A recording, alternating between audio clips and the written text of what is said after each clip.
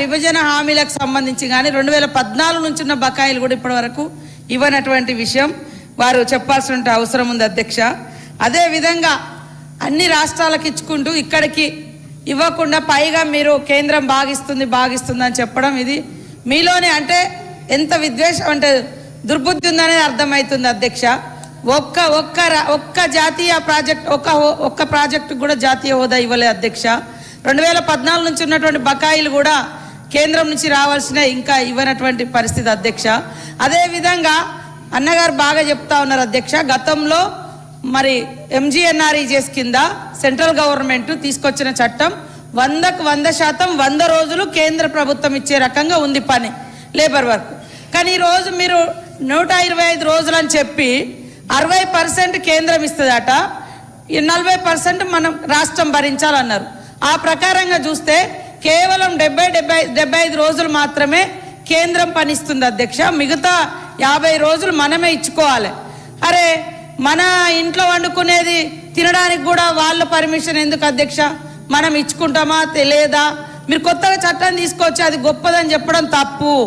అదే విధంగా అంతకుముందు 266 రకాల పనులు ఈ MGNREGS కింద జరిగినాయి అధ్యక్ష. ఈరోజు మీరు పెట్టే నిబంధనలు చాలా కఠినంగా ఉన్నాయి, అభివృద్ధికి ఆటంకంగా ఉంది, పేదవాళ్ళకి ఇబ్బందికరంగా ఉంది. కాబట్టి అందులో మార్పులు తీసుకురండి అని నేను కోరుతా ఉన్నా అధ్యక్ష.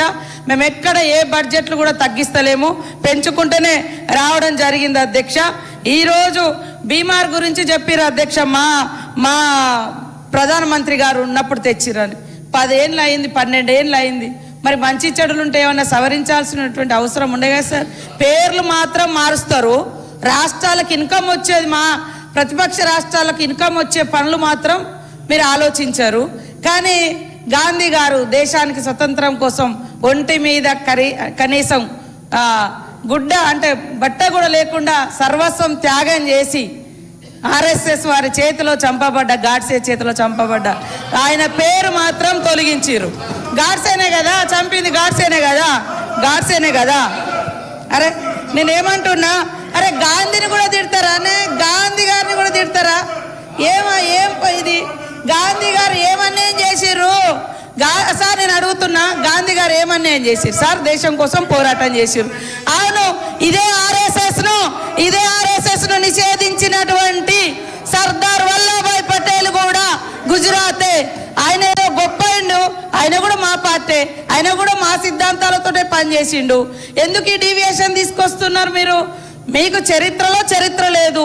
మా చరిత్రను కనుమరుగు చేయడమే కాకుండా పాపం సిన్సియర్ గా పోరాడినటువంటి వాళ్ళ పేర్లను పెడితే కూడా ఆయన బతికే లేడు, ఆయన పేరు పెడితే కూడా తీసేసి ఉపాధి హామీ చట్టం కింద. ఇది తప్పు. గాడ్సే ఎవరు చెప్పండి. మీరే కదా గాడ్సేకు నివాళులు అర్పిస్తున్నారు. గాడ్సే పెద్ద పోరాట యోధుడు అంటున్నారు. మరి దేశానికి స్వతంత్రం తెచ్చిన మహనీయుని చంపినటువంటి గాడ్సేని మీరు పొగడడం ఎంతవరకు కరెక్ట్ అధ్యక్ష? మహేశ్వర్ రెడ్డి గారు. సార్, ఇది sub judice because Godse was never member of RSS. Godse గారు ఎప్పుడు కూడా RSSలో మెంబర్ కాదు. ఇది సుప్రీంకోర్టు కూడా దీని మీద క్లారిటీ ఇచ్చింది. ఇది సబ్జుడీస్, వారు ఆ పదం విత్డ్రా చేసుకోవాలా. RSS అనే అంశాన్ని తీసుకొని ఈరోజు మరి అది వారి రికార్డులోకి తొలగించాలి అధ్యక్ష. రెండోది, ఈరోజు ఈ రాష్ట్రంలో మరి గౌరవ మంత్రి గారు లేచి అనేకమైనటువంటి అంశాలు చెప్పారు. దానికి మరి ఖచ్చితంగా మీరు ఖచ్చితంగా చర్చకు మీరు మాకు సమయం ఇవ్వాలి.